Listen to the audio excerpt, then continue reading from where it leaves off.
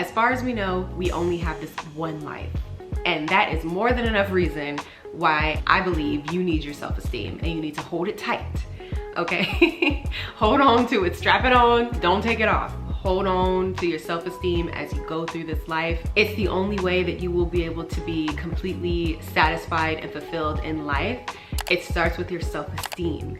And by this time, y'all know I'm passionate about self-empowerment. So I did a little bit of research because I wanted to have the exact definition of self-esteem.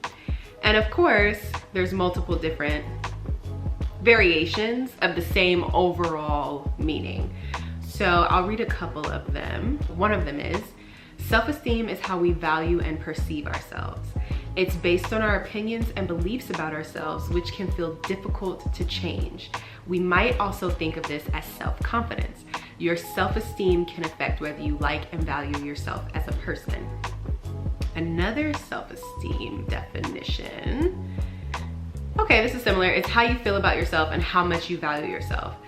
And it can fluctuate throughout your life, but it usually stays fairly consistent, and it can be influenced by many factors, including your thoughts and perceptions, how others react to you, your experiences at home or school, your status in society, and the media's messages. And it even goes so far as to say there are 3 main types of self-esteem. So there's low self-esteem, there's high self-esteem, and there's inflated self-esteem. People with inflated self-esteem, according to the dictionary, people with inflated self-esteem may think they are better than others and they may lack healthy relationships. So that's not what we want, okay? We don't want inflated self-esteem, we want high self-esteem. So I will go on to the low self-esteem definition. People with low self-esteem may have a hard time valuing themselves and they may be insecure and fear making mistakes. High self-esteem is when people accept and value themselves and have the confidence to face problems. So it's obviously the opposite of low self-esteem. Like, you are okay with making mistakes, you're okay with tackling issues, you're not afraid of contrast, you're not afraid of difficult moments, and you give yourself grace if you were to make a mistake because you see that as an opportunity for growth, and it doesn't change how you perceive yourself overall. Your vision of yourself and your self-image is fairly consistent, but making mistakes and facing issues or difficult times in life, it doesn't change how you view yourself. And I think that's really important because that's what I want to encourage you to do and to focus on as you go through life, as you evolve, as you develop. The main thing is I want you to hold tight to your self-esteem. So I want to get a little bit deeper into low self-esteem because I feel like if you've been on planet Earth, you've experienced low self-esteem at some point, okay? I feel like overall, I think kids are born with high self-esteem, but as they go through life, you know, it's hard out here, especially hard out here on the schoolyard. Like they said, media and today's kids, they're just born into the digital age, right? So we was outside and doing all that type of stuff. But when you're born into this time where you have access to technology and all these messages are coming at you, here are a few examples that indicate low self-esteem. So not thinking much of yourself, criticizing yourself, blaming yourself, focusing on your own weaknesses, feeling unable to assert yourself, apologizing a lot, avoiding challenges or trying to be perfect, feeling self-conscious, being eager to please, like people pleaser 101, and feeling like you don't deserve treats. I feel like in my life, I have experienced all of that, and my younger self has definitely experienced all of that, and I feel for my younger self, girl. Ooh, girl. But you know what? I don't regret anything because I wouldn't be who I am today, so I feel like I had to go through moments in life where I've had those feelings, right? But I'm just glad that I've been able to work through that and get out of that place because it really does suck when your self-esteem is shot. Like, your self-esteem took a hit based on life experience, based on media, based on how people perceive you, how people react to you. It really does suck when other opinions and external forces influence how you perceive yourself and your overall self-image. So I want to encourage you to spot if that is happening. Or maybe you're out of it, but you can identify, yep, I went through that. But if you're someone who is still experiencing that, I want you to know that it's okay. We've all had that happen. We've all experienced that. But the most important thing is now it's time to do a little bit of self-reflection. We gotta be introspective and we have to really analyze how we feel about ourselves, our overall picture of ourselves. What comes to mind when we think of ourselves? And then I would also start with like, when do you remember the blaming, the self-criticizing, thinking you don't deserve stuff, people pleasing? When do you remember that happening? And I would start from there. And then after that, I would question, are these even my own real thoughts or feelings, or did I just pick up on this and now I believe that it's me? It feels like it's coming from my own inner voice, but it's an inner critic that may not even be my own thoughts about myself. Maybe I took that weight and carried that and it's not even me for real.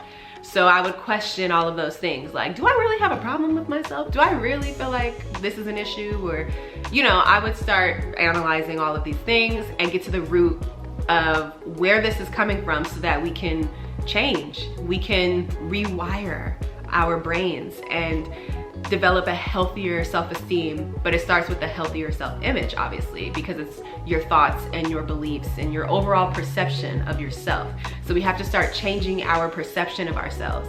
So once we can kind of identify when this began, then I would encourage you to look at your life, right? And I want you to start identifying moments where you really were proud of yourself, no matter what that looks like. I've mentioned this before because I think it's so important when we develop our self-respect, but this is part of building your self-esteem. You have to like start looking at yourself and identifying what you enjoy and what you like about yourself and what you appreciate about yourself and things that make you feel proud of yourself. All of these feelings towards self are really important. Again, this is not to inflate yourself to feel like you're better than other people, because nobody is better than anybody, but this is just so that you can rewire your brain and start noticing things that you like about yourself so that you can slowly stop instantly criticizing yourself or thinking nothing you do is ever enough, you know? And it just starts with identifying what it is you actually like about yourself. Big or small, start listing things out and keep thinking about those things. I feel like it's so easy to be critical and attack yourself,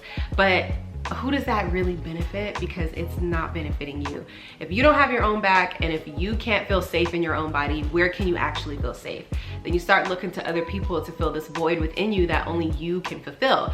People can't stand on their head enough and do all types of tricks to keep you fulfilled. You have to do this for yourself. And it's really not anyone's responsibility anyway. People are responsible for themselves and their feelings, and you are responsible for yourself and your feelings, and you are responsible for your own view and perception of yourself and your self-esteem. A lot of times you may not even realize that your self-esteem took a hit until you're removed from a situation, right? There's things that I look back on and I'm like, dang, I really tolerated that? Dang. I really experienced that. And it's like, yeah, I experienced that because my level of self at that time was a match to those experiences. And I don't regret any experiences, but it's just interesting to like look back and be like, the things that I used to tolerate, I would not tolerate today. But the things that I used to tolerate is because my self-esteem had a little bit of a hit. And no shame in my game, okay? Like I said, I feel like we've all had our self-esteem hit at a certain point in life. That's part of life. I think regardless, you're gonna go through things and it's gonna shift how you view yourself. But the most important thing, like I said, is getting out of that. You don't wanna stay stuck in that. You wanna recognize what's happening and grow out of that. If you don't work on your self-esteem, how can you actually enjoy your life? Life is a beautiful journey of ups and downs, highs and lows, marvelous moments, growing pains. There's so much to life. It's so complex. But how can you really enjoy all of it if you don't develop high self-esteem, if you don't work to start loving yourself and valuing yourself and perceive yourself in a healthy way? How can you really enjoy your life? How can you accept wonderful things to happen to you? How can you expect good things to come? How can you do that if you don't have a healthy self-esteem? You can't, you know, like how could that really be an option for you if you don't work on this? Because you won't expect wonderful opportunities, you won't expect healthy relationships, you won't expect good things, good experiences. It's almost like unconsciously and just by default, you're expecting something to go wrong. You're expecting not to be chosen for this great thing. You're expecting not to be respected in relationships, not to be valued, not to be appreciated. You're willing to tolerate things that you don't need to tolerate for long periods of time because you're not paying attention and self-developing. You're not analyzing, okay, I didn't like what I went through. But instead of constantly focusing energy on how the other person wronged you and what the other person did to you, I want you to evaluate your role. And this is tough love because I have to do this for myself. I want you to evaluate your role. Nobody can do anything to you that you don't allow. And of course, there's no one size fit all, but I'm talking about like prolonged treatment, right? If you're in a situation and you know that you're not being treated the best way that you could be being treated and you're tolerating it, that is a sure sign that maybe your self-esteem is not where it could be. And I'm well aware that shady stuff happens all the time. People experience unwanted things all of the time. Of course, you know, we're not gonna turn a blind eye. Like if someone was shady, they were shady. But I also want you to pay attention and focus on your role. What you allowed, what you tolerated. Why do people feel comfortable doing this? It starts with your own self-esteem, because if you had a healthy relationship with yourself, you're less likely to be tolerating things that would probably hurt you and are clear signs of disrespect. Like, it starts with you, because we can point the finger all day long, but it's like you're pointing the finger, but are you still tolerating it, or did you remove yourself from it? And like I said, we've all been through shady situations, but it's how long are you gonna keep going through shady situations? How long are you gonna keep allowing yourself to sit in these spaces? You know, you have to like start taking steps to remove yourself, because it's one thing to blame somebody else, but it's like, well, you're blaming them, but you're tolerating it though. So, and this is tough love. I am not coming for anybody. I'm speaking from life experience because I've been there. We can acknowledge like some things are unwanted experiences, but then at some point, if we know it's unwanted and we know we don't like it and we know something is off about this, we have to develop our self-esteem so that we don't continue to put ourselves in situations and just relive the same cycles of things. We have to build ourselves up, because life really can get better and can be more beautiful. And a lot of the time, actually most of the time, once you do get out of that space and you do start experiencing beautiful things and wonderful experiences, you look back on what you've gone through and it makes you appreciate where you are even more. This has happened to me time and time again, where I've gone through something and then I end up somewhere way detached from that situation, and I'm somewhere else, and I realize how thankful I am for what I'm experiencing right now. And I realize, wow, I don't even know if my gratitude and appreciation would be this deep if I didn't go through that nonsense.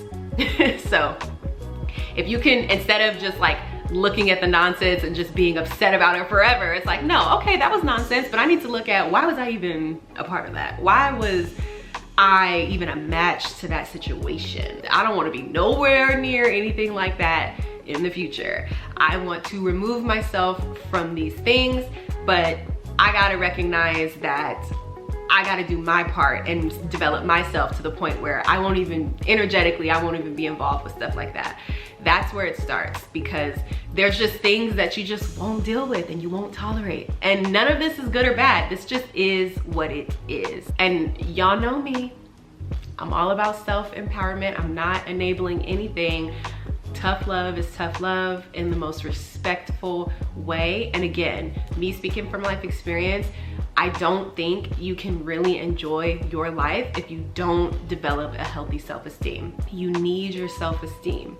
You need it. You need it, because again, you will be willing to receive all the wonderful things that are destined for you, that are waiting for you to just accept them.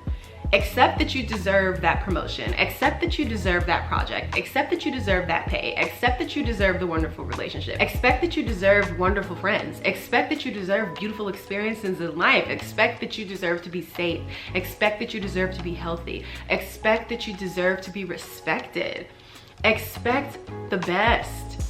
You have to start expecting the best for yourself, but you can't do that if your self-esteem is just hit, if it's just down the drain, down the drain. And again, I look at myself and I'm like, dang, I can see the differences. I can see the differences in my self-esteem now than my self-esteem years ago. So I hope this video was helpful. I am rooting for you. I'm sending you so much love. Leave a comment if anything resonated. And of course, you know what to do. I need YouTube to know that this type of content is something you enjoy so that they can keep pushing it out to more people who will also enjoy this content.